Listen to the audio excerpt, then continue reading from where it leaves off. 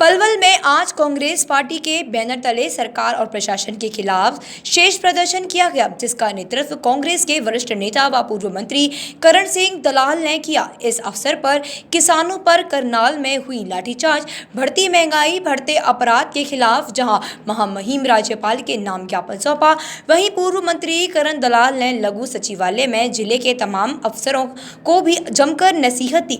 इस मौके पर उनके साथ पूर्व विधायक उदयभान हथीन से पूर्व प्रत्याशी इसराइल मोहम्मद, बिलाल, एस.के. शर्मा के अलावा हजारों लोग मौजूद रहे। पूर्व मंत्री करण सिंह दलाल ने कहा कि प्रदेश में भाजपा सरकार की नाकामी के चलते आज लोग परेशान हैं। करनाल में बेबस किसानों पर लाठीचार्ज कराना एवं देश में सरकारी संस्थाओं, उपकरणों व संपत्तियों को बड़े बड़े उद्योगपतियों को बेचने और बढ़ती महंगाई, बेरोजगारी, बिजली व वाहनों के चालान काटने के विरोध में जिला कांग्रेस पार्टी ने विरोध प्रदर्शन कर डीसी के मार्फत महामहिम राज्यपाल के नाम ज्ञापन सौंपा है। इस दौरान करण सिंह दलाल ने जहां देश और प्रदेश की सरकार पर जमकर हमला बोला, तो वहीं जिला प्रशासन को भी आड़े हाथ लिया। सरकार पर हमला बोलते हुए दलाल ने कहा कि यह निर्लज्ज सरकार बेशर्मी की सारी हदें पार कर चुकी है और आए दिन किसान कमेरे मजदूरों पर अत्याचार कर रही है।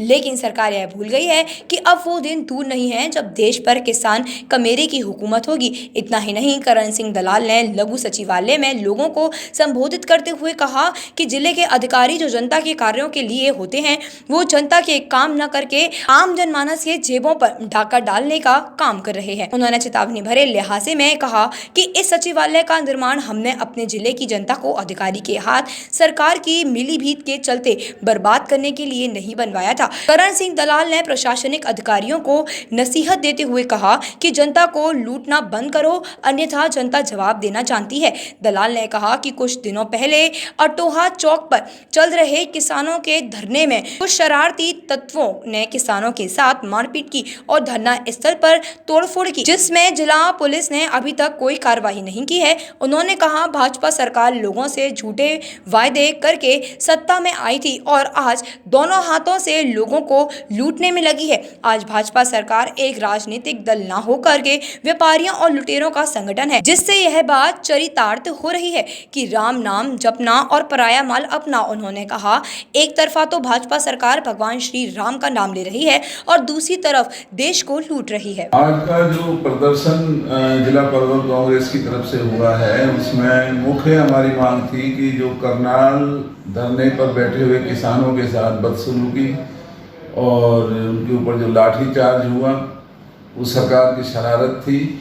क्योंकि एसडीएम करनाल शरेआम सोशल मीडिया पर ये कहते हुए नजर आ रहे हैं कि लाठियों को सर पर सीधा मारना है। तो ये सरकार की जो साजिश थी वो बेनकाब हो चुकी है और ये किसान आंदोलन को जो खुर्द करना चाहते हैं, जबरन इसको समाप्त करना चाहते हैं, उसके बारे में। और इसी तरीके से पलवल धरने पर जो किसान बैठे हुए हैं, वहाँ भी गुंडों ने आकर के और उत्पात मचाया, वहाँ झगड़ा किया, सामान को फेंकने का दुस्साहस किया। उनके खिलाफ भी अभी कोई कार्रवाई नहीं हुई है।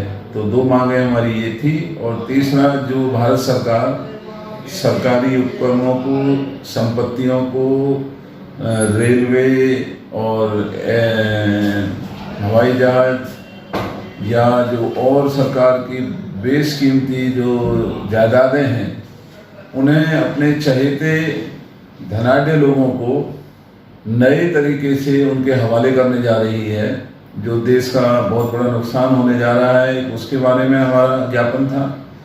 और इसके अलावा जो यहाँ भ्रष्टाचार फैला हुआ है, अधिकारी आपे से बाहर हो रहे हैं, गुंडा और पुलिस मिलकर के लोगों को लूट रहे हैं, मोटरसाइकिलों का चालान, बिजली के चालान, छापेमारी, बेरोजगारी बढ़ी हुई है और महंगाई सर चढ़ कर बोल रही है। इसी तरीके से जो डीजल, पेट्रोल, सरसों का तेल और आए दिन गैस के दामों का बढ़ाना, तो आज जो पूरे प्रदेश के अंदर कंगाली बढ़ रही है, बेरोजगारी बढ़ रही है, लोगों के साधन घट रहे हैं, उन सब बातों को लेकर के जिला पलवल कांग्रेस ने आज ज्ञापन दिया था महामहिम राज्यपाल जी के लिए।